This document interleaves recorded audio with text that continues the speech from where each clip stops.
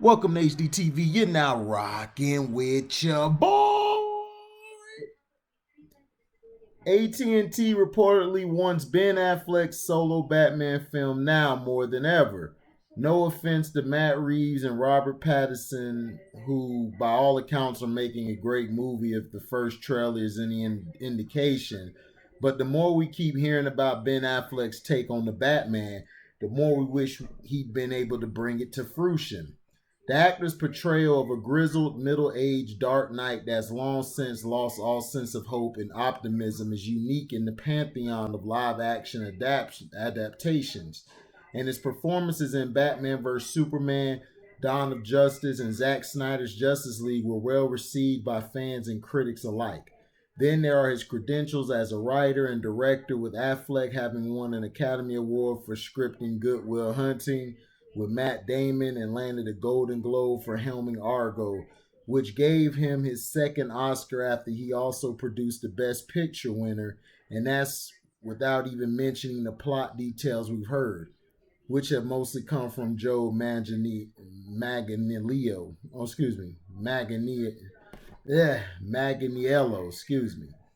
After Lex Luthor reveals Bruce Wayne's double life to Deathstroke, the assassin would have headed to Gotham and proceeded to tear the billionaire's world apart from the inside out, moving through the story like a horror movie villain in a plot that he described as a cross between David Fincher's The Game and the Arkham Origins video game, with Batgirl even set to show up in the third act.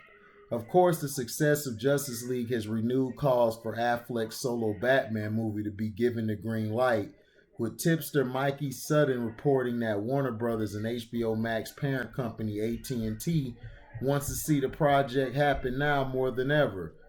We're still a long way away from the Snyderverse saga being resolved, though, but fingers crossed it'll materialize eventually in some form. So basically to me, AT&T is saying they like Affleck and they're the parent company of Warner Brothers. So if they step in and say they want something, most likely it's going to be done. Ben Affleck was okay. He was better in the Snyder Cut Justice League than he was in the Josh Whedon. And Batman vs Superman, he was okay. I mean, he was okay. Batman vs Superman wasn't really bad. What messed it up was the depiction of Doomsday and Lex Luthor.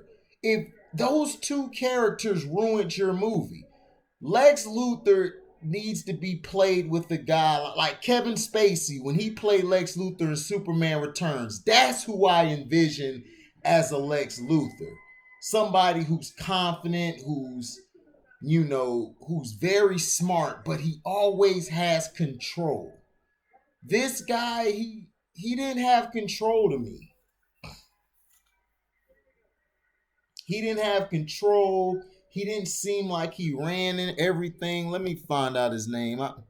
I'm bad with names, you guys. I apologize. Because I cannot stand him. I mean, he was good in the Facebook movie. But, yeah, Jesse Eisenberg. He sucked as oh man, I can't even think of it. He sucked. He sucked as Lex Luthor. Like, seriously, he was trash. Now, Henry Cavill, I don't really like Henry Cavill as Superman. I think he's too stiff. He didn't show any emotion. Superman showed some emotion, because remember, he grew up in Smallville. He didn't come straight from Krypton. He grew up in Smallville from a loving father and mother. So that's the thing I'm trying to see is like Ben Affleck grew on me. I didn't like him at first, but he grew on me. Henry Cavill, he was okay, but I just didn't like him that much. He just wasn't Superman to me. Lois just died, and he didn't show any like Christopher Reeves or Brandon Routh would have killed that part. Like they would have cried tears. This is the woman of your life. This is the one you love, and you just sitting there like, just barely able to cry. Like he's a weak Superman to me. Gal Gadot, she's just hot, but I mean, she's okay as Wonder Woman, but she's just fine as hell. Wonder Woman was always like that, but nobody can outplay Linda Carter, so that's what you could deal with. But if you do make the Batman movie with Deathstroke, Deathstroke is my favorite character. Even though he's the villain, he's my favorite character. I like the mask. I like how he moves in and out of things. How he's very low key. He's very low key. He's very, very very mysterious. And also he's very good at moving in and out the shadows. Sort of like Batman. He's like the villain Batman. He's like the Batman villain, if that makes any sense. Where Batman's the anti-hero. So I think it'll be good. Ben Affleck, if he plays how he did in the Snyder Cut, which is the sarcastic one-liners and the I'm rich attitude like that, now that guy I liked in him as Batman. I didn't like the other guy. I didn't like him in the Josh Whedon making all these trying to make funny jokes, and that was lame to me.